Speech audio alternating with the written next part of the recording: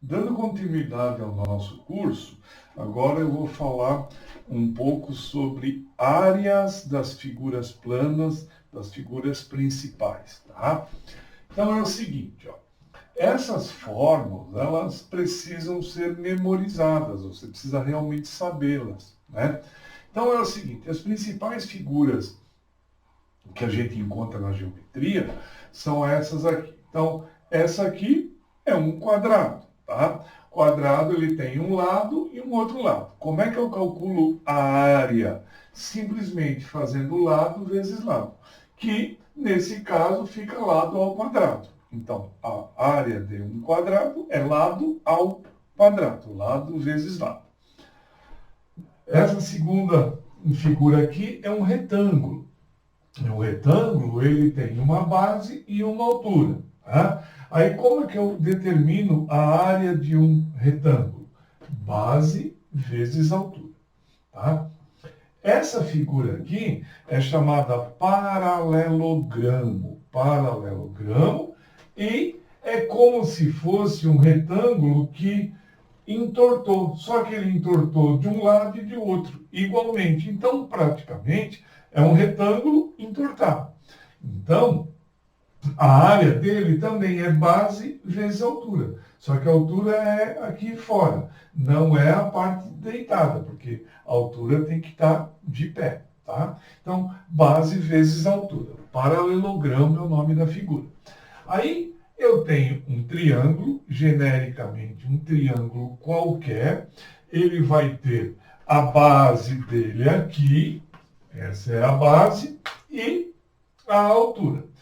A área de um triângulo é dada por base vezes altura dividido por 2. Não pode esquecer de dividir por 2, tá? Então, base vezes altura divide por 2. Essa figura aqui é o chamado losango. É losango, tá? Não é losangulo, que tem algumas pessoas que falam losangulo. É losango.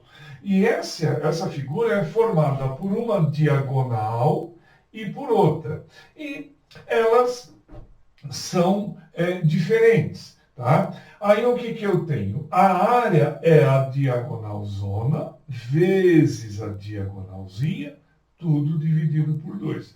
Pega, multiplica as duas diagonais, divide por 2. Essa figura aqui é o chamado trapézio. Vou colocar o nome dela aqui, trapézio. Tá? Veja, ela é constituída por uma base maior, uma base menor e a altura. A área, a fórmula parece um pouco mais assustadora, mas não é tão complicado. É a basona mais a basinha, você fecha dentro de um parênteses, vezes a altura e divide tudo por 2. Tá? Então, basona mais basinha, vezes a altura, divide por 2.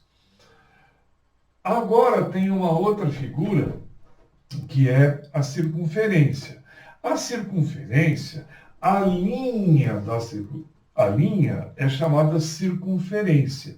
E a parte interna é o chamado círculo. Então, círculo é a porção delimitada pela circunferência.